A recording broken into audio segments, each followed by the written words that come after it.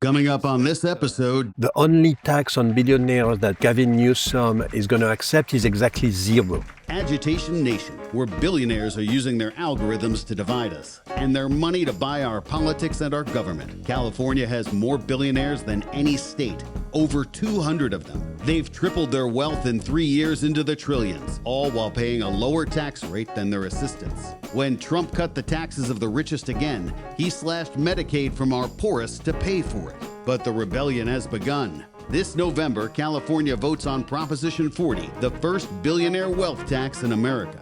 1% a year for 5 years, raising $20 billion a year for the state's healthcare system. NVIDIA's Jensen Huang says he's fine paying it. Google's Sergey Brin has spent $102 million to kill it. Today's guest is Emmanuel Saez, the Berkeley economist who wrote it. He spent 25 years studying how billionaire wealth destroys democracy. Now with his ballot initiative, he's in the fight. In this episode, why Governor Newsom is fighting his own party on the tax, why these billionaires can't just move to Texas, and what should the richest pay for a better country. Your host is David Fenton, activist and agitator for over 50 years, a pioneer in the use of PR and advertising for social change.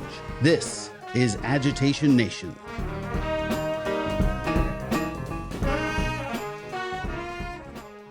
Greetings, Emmanuel. Thanks for being with us. Thank you, David. So 2 centuries ago, another Frenchman, Alexis de Tocqueville, when he was in America, warned of a, quote, manufacturing aristocracy and permanent inequality in America. He called it one of the harshest to exist. You're a French economist warning of a new aristocracy. Describe the moment we're in. The US has experienced an extraordinary rise in income and wealth inequality. So the big picture is that at the beginning of the 20th century, inequality was high. Thanks to policy development, it went down substantially, so that by mid-century, actually the United States was a fairly equal country. This changed around 1980, and over the last 4 or 5 decades, the US has experienced a continuous rise in inequality. So it started with CEO pay exploding, the high-level compensation going up much, much faster than regular wages. Over the last 20 years, this has become more of a wealth phenomenon. That is, what has really stood out is the extraordinary rise of the wealth of what we can call, the billionaire class. That is the very thin layer at the very top of the wealth distribution.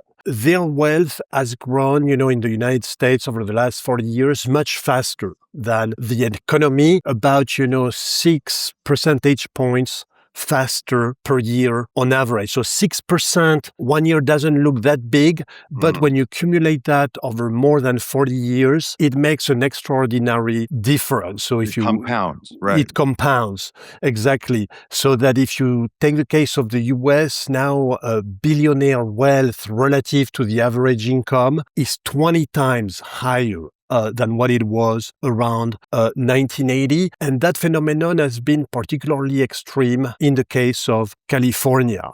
Thanks to the tech boom, now the AI boom, there has been an extraordinary surge in billionaire wealth in California. So much that if you look at the Forbes number, Forbes magazine maintains a list of billionaires across the United States. There are about 250 of them in California, and they have more than $2 trillion in wealth. $2 trillion is an enormous amount. It's half the annual California GDP. And so extraordinary wealth at the top comes with extraordinary power to influence society as well. We know those billionaires, they've created those enormous multinational companies, social media, Google, Facebook, NVIDIA, related to technology, and they have an enormous influence on the world. More recently, we've seen also throwing their wealth around, to influence political outcome. Famously, the Trump campaign was funded, almost half of the funds he got for his presidential campaign came from billionaire wealth. You saw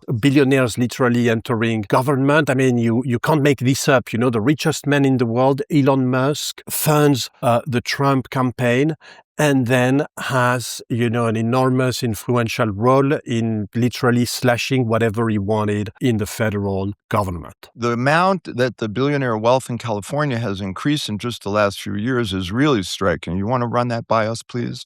Yes. So in California, billionaire wealth has exploded, both in the short run and in the long run. So in the short run, with the AI boom, their wealth has been multiplied by almost 3. So just in the last 3 years and a half, we've seen almost a tripling of California billionaire wealth. So if it's $2 trillion now, it was 700 million? Yes, between 700 and 800 billions just a few years ago. And now we're at 2.3 trillion, to be precise. So this is an incredible expansion. I don't think most people's paycheck have gone up threefold in 3 years. And it puts into context what you're doing now. You have put a tax on California's billionaires on the November ballot. Give us your elevator pitch for this wealth tax, and what is it? What does it do? Why does it matter now? Yes, so let me explain this California billionaire tax ballot initiative that voters will decide upon in November this year. So it came from the very large Medicaid cut that was passed by Congress and the Trump administration about a year ago. So to fund tax cuts benefiting actually mostly high-income earners, they needed to cut spending, and they really slashed into Medicaid, which is the government-paid healthcare insurance for lower-income Americans. So just in California, 30% of Californians get their health insurance through Medicaid. It was the cornerstone of the Obamacare expansion that allowed the rate of uninsured people to go down dramatically. We had reached uninsured rate of only 6%, which is the best we've had. It was almost 20% before Obamacare. The federal government cuts Medicaid by $1 trillion over the next 10 years. That means that for California, the cut is almost $200 billion over the next 10 years. Wow. We're going to miss $20 billion of federal funding for Medicaid. So if we do nothing, what's going to happen is that a lot of people are going to lose their Medicaid health insurance, and they are going to struggle to find anything else affordable. So it's been estimated that within a few years, the people without health insurance will go up from 6% today, a very good number, up to 10%, reversing half of the progress with Obamacare. Okay, so we are missing $20 billion per year, but we are a very rich, wealthy state. If the federal government retreats, in principle, the state can decide, to tax and spend to replace the lost funding. In California, it is extremely difficult to tax and spend through the normal legislature way because you need a 2/3 majority in both chambers. And that's very hard to bring together. So effectively, over the last 20 years, when there was a revenue need for a spending program, it's come through the ballot process initiative. So that's what we're seeing here, driven, by the healthcare union, which is very worried about so much Medicaid funding loss that's going to affect, hospitals, especially in more disadvantaged areas. So they wanted to find a way to replace this funding, and they decided to fund this in a progressive way. California already has a pretty good individual income tax system. That is, here in California, we tax high labor income earners pretty well. We have a top tax rate of 13.3%. That's the highest in the country. So we tax millionaires well. So it's hard to further increase this tax rate. Where the tax system fails in California as well as in the federal government is really for the billionaire class. It turns out that they are undertaxed relative to high income earners, that are not quite as wealthy. So you see the combination of those two things, they are wealth surging so much that there is now a ton of potential revenue from the billionaire class, combined with the fact that they pay relatively low taxes, made the billionaire tax, the natural target, to find that lost federal funding of $20 billion per year. So we've talked about how much wealth they have. They have more than $2 trillion. So if you can just get 1% per year, 1% of more than $2 trillion is $20 billion. So that's exactly what we need to replace that lost funding. And that's how the tax came to be. The tax said it's going to be 5%, but spread over 5 years so that you pay 1% per year. And that solves that funding problem for the next 5 years. Just to make this a little more clear for people, billionaires don't pay taxes because they don't get paid in regular income like the rest of us. And in fact, in our system, they can hold on to enormous amounts of stock wealth and never be taxed on it, literally never. And they borrow against it, so they live without income. So that's why their tax share is less than many university professors and janitors. So this is really why I believe you're doing this. So it's 1% a year for 5 years. That's the proposal that the voters will face. Is that right? Correct. Let me expand, if you want, a little bit on why they pay low taxes. Taking perhaps the example of the Google funders, Sergey Brin and Larry Page, 95% plus of their wealth comes from Google. Now it's called Alphabet stock. Right. Google pays almost no dividends. So they don't get dividend income, taxable at the individual level. They don't get executive compensation either from Google. So they generate taxable income only when they sell Google stock. And relative to the enormous gains they've been making, they sell a minuscule amount, literally, to fund their private consumption. If they want to influence society by giving to charity, they give it, and therefore it doesn't generate income. It's not taxable. Right. So they can get away with enormous wealth gain with paying very little. If you take the billionaire class, as a group in California, we estimate that the individual income tax they pay is only something like 3 to 4 billion, which amounts to 0.2% of their wealth. So 1/5 of 1% their wealth per year. And as we were discussing earlier, their wealth has increased, has tripled over the last few years. So really the tax take with the individual income tax of the billionaire class is really minuscule. And that's why, just to restore, a fair tax system where the billionaire class pays according to its ability to pay, we really need a tax specifically designed to hit the billionaires. And obviously, the wealth tax on billionaires is the most direct way to accomplish this. To put this in perspective for people, Sergey and Larry, the Google co-founders, who've done a lot of good for the world, let's acknowledge that. I believe they are now each worth approximately $275 billion. Do I have that about right? Correct. And Google stock has gone up 50% in the last year. So they have $550 billion. You're talking about them paying 1% of it a year for 5 years. That's less than they pay their investment advisors. They pay their hedge fund managers 2% plus a percentage of the gains, and they pay it to them whether they win or lose. So it's kind of surprising, frankly, that the don't be evil people are so unempathetic that they're unwilling to give up 1% a year of their vast, incredible wealth, and they're fighting you tooth and nail.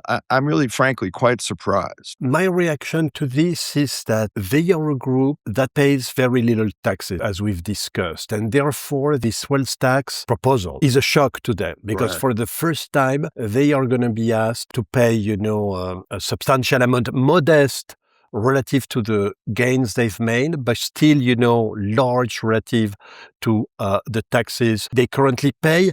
And it's almost as if they were living in a world where, billionaires, you don't touch them. And now they see that it's going to be a democratic process where literally voters are going to decide to abolish tax privilege of billionaires by, enacting billionaire-targeted tax. So it's a scary moment for them. That's why I'm not surprised, by their opposition. But not all of them. I mean, Jensen Huang from NVIDIA has said he's willing to pay it to live in California. So, there is a split. So you have a MacArthur Genius Award. You have a Clark Medal. You could have stayed an academic economist, and instead, you've gotten yourself in a knife fight in California. Tell us why. Why are you doing this? It is true that by inclination, I'm more the academic who likes to sit in his office and crunch the numbers. But, I've been following the evolution of inequality year after year in the United States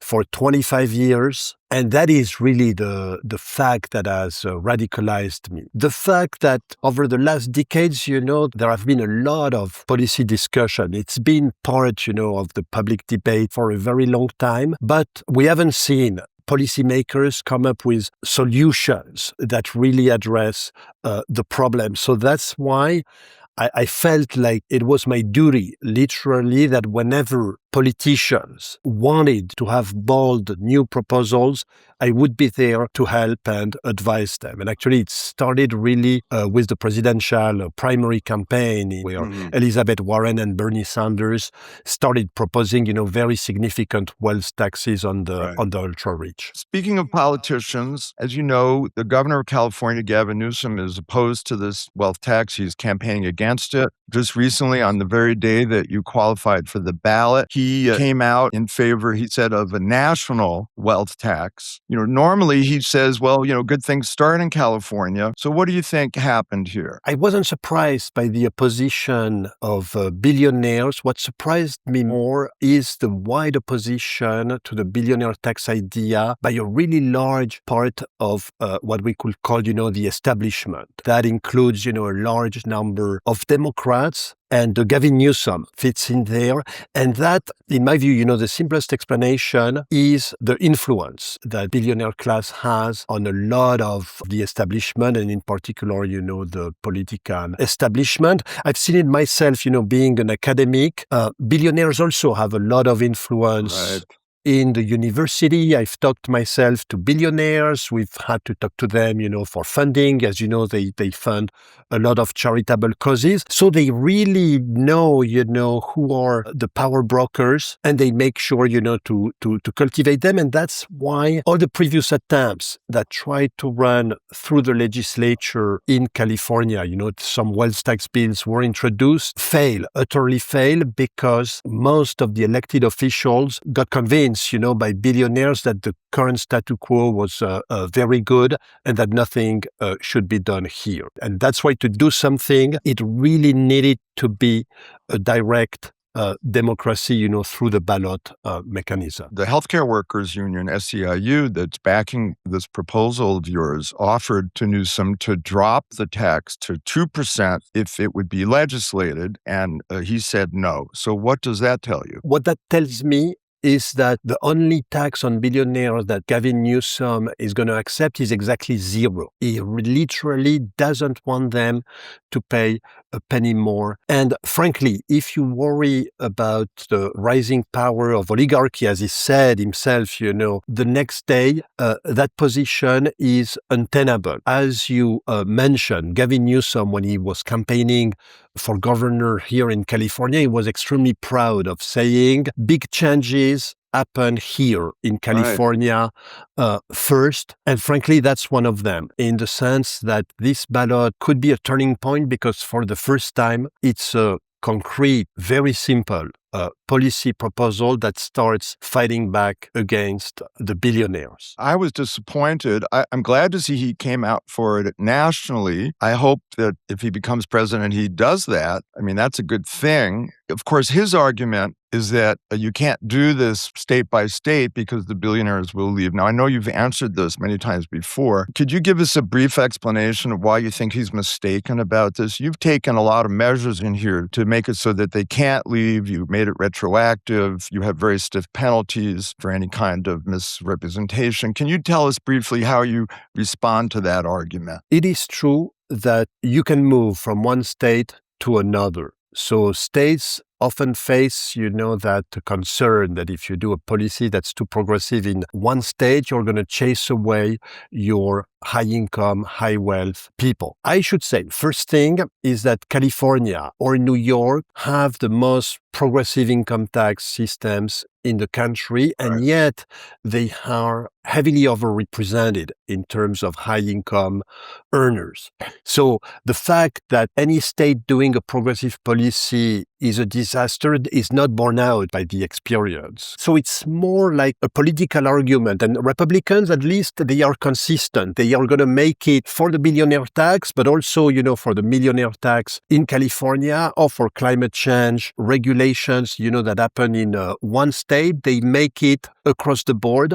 And it's a vastly exaggerated argument because California has done very well, or New York have done very well with millionaires in spite of their very progressive taxes. Now, because we knew this concern of mobility would be there, we designed the tax precisely to minimize the risk of mobility. And so the way it was done is that any billionaire who is a resident as of January 1st of this year, so 6 months ago, January 1st, 2026, will be liable for the tax if he is a billionaire by the end of the year, regardless of whether he moves or not in 2026. So effectively, to escape the tax, you needed to move before January 1st, 2026. And because the proposal was announced in late November, that effectively left a 1 month window for billionaires to leave. And we set it up that way because all the experts, the tax accountants that work with wealthy folks, to help them with their residency moves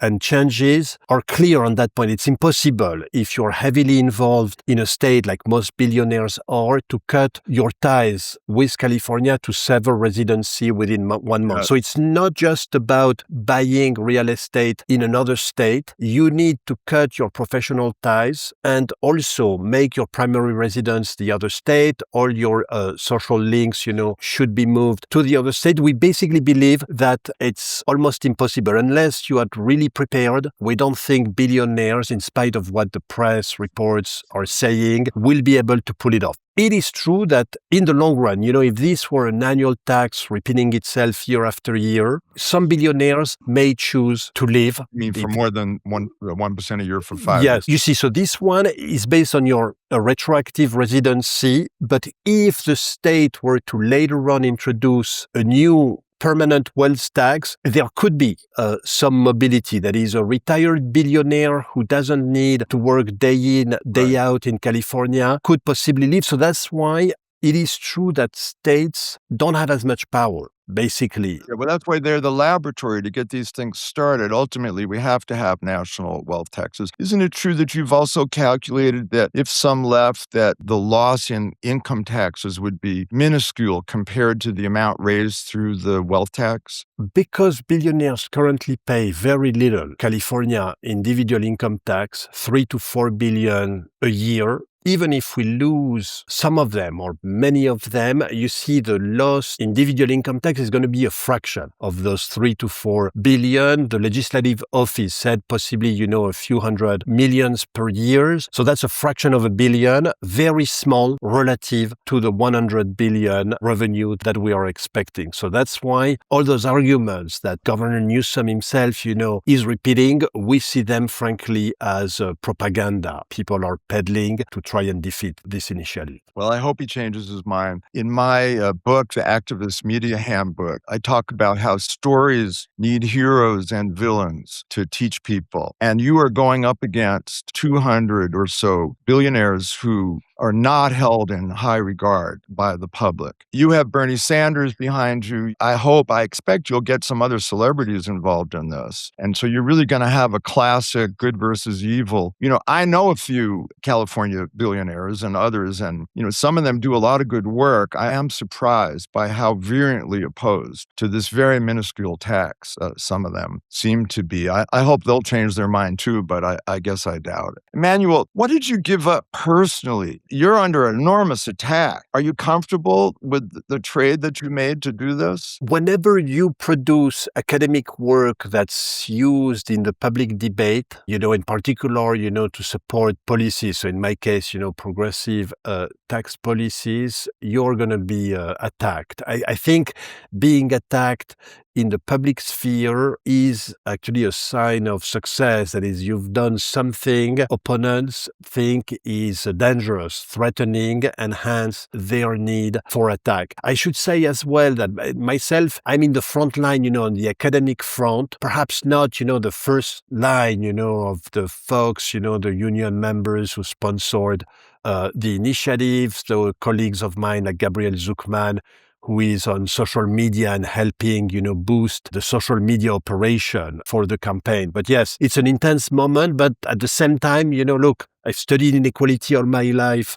Finally, we can do something about it. You have to be excited, even though it's for sure a stressful moment as well. Well, you wrote a book that has injustice in the title, so I guess you feel it personally. Yes. As opposed to Elon Musk, who says that we shouldn't have empathy. Empathy is a problem. So thank you for your empathy. You've said that we've had billionaire capture of politics and that these people will resist any legislative effort to tax them more, which is why you've gone to the ballot. What does this say about the state of our democracy? You know the quote attributed to former Supreme Court Justice Louis Brandeis. So you can have a democracy or you can have great concentrations of wealth, but you can't have both. What does this say to you about the state of American democracy? I do think that, yes, any democracy that faces a very high concentration of income and especially wealth is going to have challenges. Basically because wealth transmutes, into power at the very top. And democracy is our attempt as humans, to have the most possibly distributed political power. So those two things are obviously going to clash. You can see, these ballot initiatives, some people have framed it as democracy versus oligarchy. It's literally pitting one person, one vote against oligarchs who have tremendous influence because they can convince, the establishment to campaign against, and they can also directly fund the campaign against with their millions, if not hundreds of millions. It's going to be an important battle. We'll see how it comes out, but it shows that fight. Even if we fail, we shouldn't despair. The fact that our democracy allows us, to fight this battle at the ballot box is already a big achievement. We've seen in the past, democracies of a century and a half ago were half democracies because they were giving a lot more power to the high-income, wealthiest people. Literally, you had poll taxes needed, that you needed to be rich enough to be able to vote. As a result, the outcome of that was often, policies that preserved the oligarchy. In America, formerly we're still a democracy. Anybody here, any citizen, resident of California can vote. So that's our opportunity. Yeah, now we have, of course, a Supreme Court that's changing the definition of democracy away from one person, one vote to $1 one vote, which is outrageous. And as you know, they just lifted basically all spending caps for their oligarchic buddies. It's a tragedy to see this court so corrupted. I mean, I think you'd agree with me. This is basically un-American. We're supposed to be the anti-tyrannical country. And here we are enshrining a new aristocracy. I thought that was supposed to happen in France. AI is minting more billionaires, and it's happening really fast. Does this change your math? Is what you're talking about doing enough? You have to see the California initiative as a first step. Here, we're not talking about reversing the extraordinary wealth concentration we're experiencing, because as we discussed earlier, taking 5% is minuscule when you look at the enormous increase, like a tripling over just the last few years. Right. So we can't hope that this wealth tax by itself will be sufficient. But as a first experience, it is fundamental, because if it works, namely it passes and the tax successfully raises revenue and it's not overturned by the court system, it will have demonstrated that there is a tool right there to fight back against billionaires, to be used, hopefully, later by the federal government, as Gavin Newsom himself proposed, and as well as other countries around the world and possibly other states. And they'll still be billionaires. They'll just be paying a fair share of taxes. Yes, I mean, very simply, the fact that their wealth increases so fast, on average, we discuss, 6 points faster than the economy. So that means just to stabilize them relative to the size of the economy, you need a 5 to 6% wealth tax every year on billionaires. I mean, America, as you know, has become a bit of a jungle for the average person. No health care, expensive education, crushed in student debt, low wages, part of why we have so many poor people getting health care from the state. It's really the jungle compared to some other industrialized countries. And it didn't used to be this way. We used to have much higher taxation on the wealthy, and we used it to build the infrastructure and the success of the country for everyone, including them. Now this is starting to happen elsewhere. As you know, Massachusetts passed a 4% surtax on millionaires, and it brought in twice the public revenue that was initially forecast. In New York, Governor Hochul and Mayor Mondani have just passed a so-called pied-à-terre tax to tax apartments of wealthy people who don't live there full-time, which I really applaud. And by the way, it looks like I may be subject to that tax because I have an apartment in New York, and I'm happy to pay it for the right to participate in the great city of New York. So do you think this is going to happen more? Do we have other examples? So it's obvious that the fact that wealth is concentrating at the top and the social state in the United States is far from complete. We still have a lot of people uninsured who don't have access to the basic right, of healthcare. Means there are going to be a lot more, democratic demand for finding progressive revenue sources, and therefore those type of initiatives are going to come back. And, I agree with you that the New York initiative is very good. It's good that Massachusetts, passed the millionaire tax, but I like to boast that the California billionaire tax is really an order of magnitude different, because for a billionaire, the apartment in New York is a very small thing. A trifle. We used to go after monopolies and break them up. This also prevented excessive concentrations of wealth. We used to boost unions so that workers had leverage and could bargain for living wages and less of an insane ratio where a CEO of a company makes 300-400 times what the average worker at the company makes.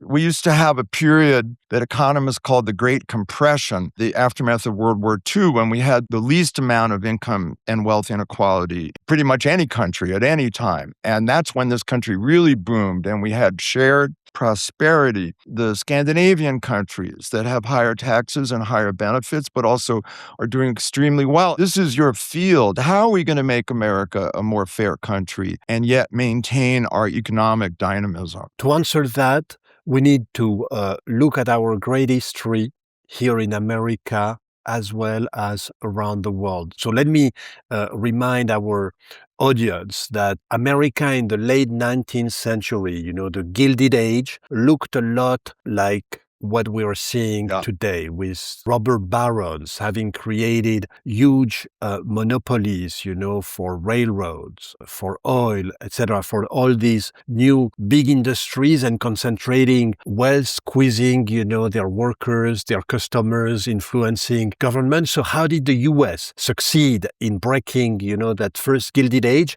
It happened in 2 or 3 steps that you've briefly alluded to. Teddy Roosevelt, early 20th century, breaks the monopolies by saying, a monopoly shouldn't happen. If you're a monopoly, we're going to break you. Frankly, that's what we need for many of those tech companies that have become too global and also actually harmful for the customer. That is, when their pursuit is purely profit, they end up being obsessed by selling ads, and to sell ads, they need to addict, the users, our children. So that needs to be regulated. So it's a mix of regulating monopolies and regulating harmful product like we did for tobacco that we need.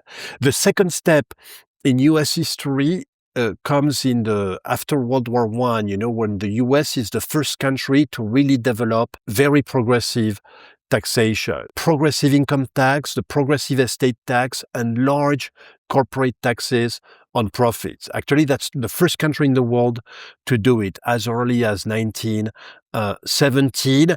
It disappears, but then it comes back with the federal FDR administrations during the Great Depression and World War II. And the third step is the one you mentioned, is boosting unions so that when there is economic growth, they can make sure, the workers get their fair shares. And that mix of policies, no monopolies, progressive taxation, union power coincides with the era of the best economic growth experience that the US has experienced, those decades during and after World War II, where growth was extremely good and particularly, very broadly distributed, shared prosperity, as you said. So unfortunately, a lot of that has disappeared in the US, but it survives, or some aspects of it survives in European countries. And I do think the Nordic country you've mentioned, Norway, are the best example of how this can be achieved while maintaining, the highest standard of living. So in some sense, we're in an easier position than in the first Gilded Age because we have those examples. As a nation, in the aggregate, we're much wealthier than we were then. There's a lot more to go around. Incentives for wealth creation are important. We're not talking about total equality, all this false propaganda. That's another thing, of course, that all this wealth money does is it spreads propaganda to justify itself, and it's really infected people. I mean, for example, the top tax rate on the highest earners, I believe over the equivalent of about $5 million a year today, used to be effectively over 70%. And the effect of that was that owners of companies would pay their workers more and invest more in their companies because they didn't want to give the money all to the government. So the whole propaganda is upside down. High taxes can have great economic benefit, but of course they don't want you to know that. Do I have that right? I think that's right. It's hard to fathom it today, but indeed for decades, from the 40s to the 60s, it was above 70% and even reached, the extraordinary 90% plus.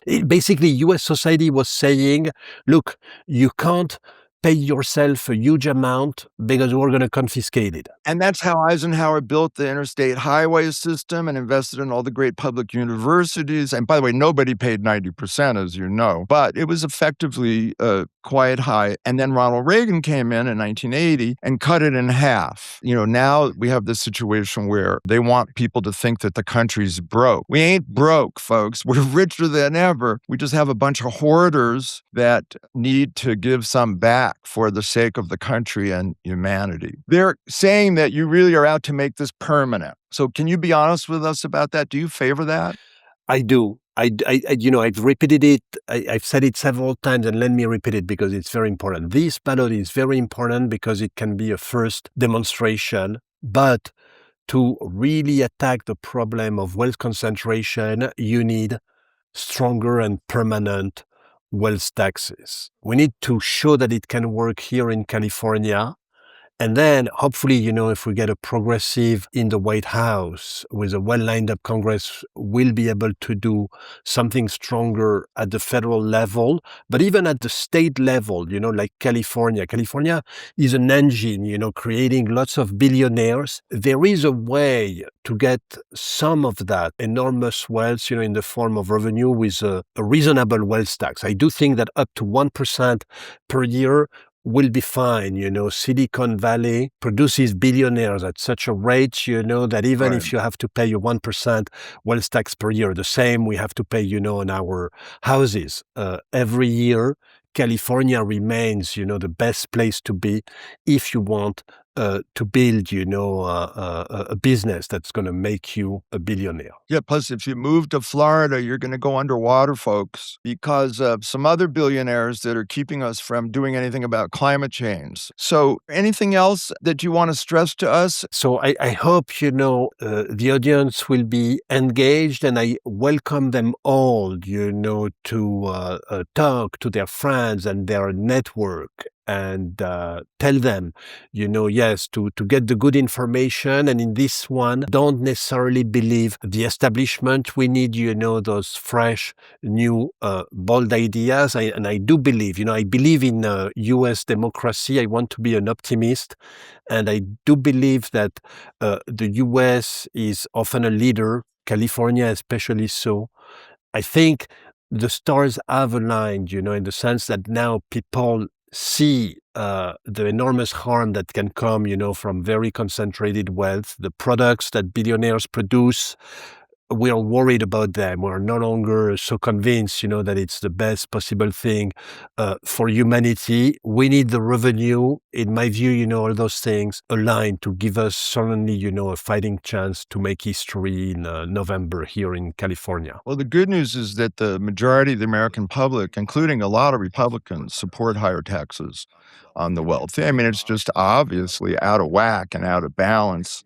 So where can people go to find out more about the initiative? We hope, to ramp up our operations, so that the initiative will find you on social media, wherever you are. But there is, type California billionaire tax, on Google precisely.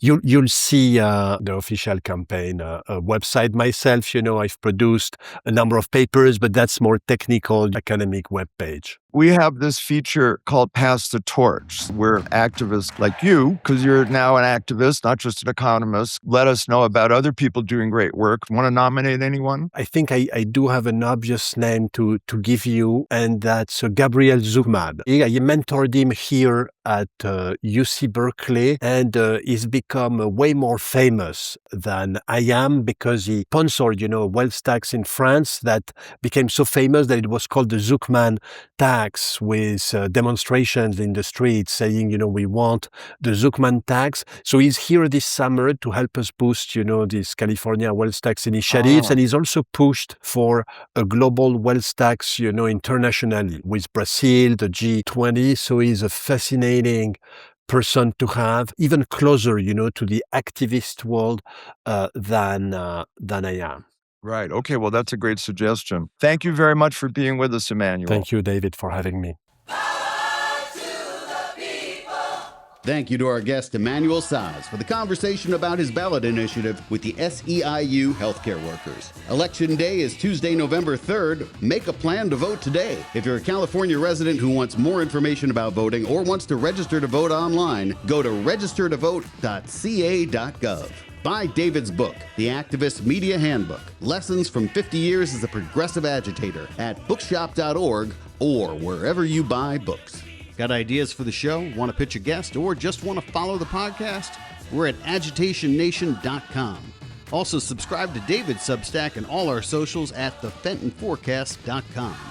Agitation Nation is a show from the Fenton Forecast. Our theme song is Black, used with the kind permission of John Batiste. Our end credits theme is Power to the People by John Lennon, courtesy of EMI Records and used with permission of the John Lennon Estate. Agitation Nation is hosted by David Fenton. It's produced and edited by R.R. Robbins. Additional producing by A.P. Hernandez. Thanks to Theo Fenton. Thank you again for listening. We'll be back with another voice you need to hear next week. Until then, advocate, activate, agitate. The democracy you save may be your own.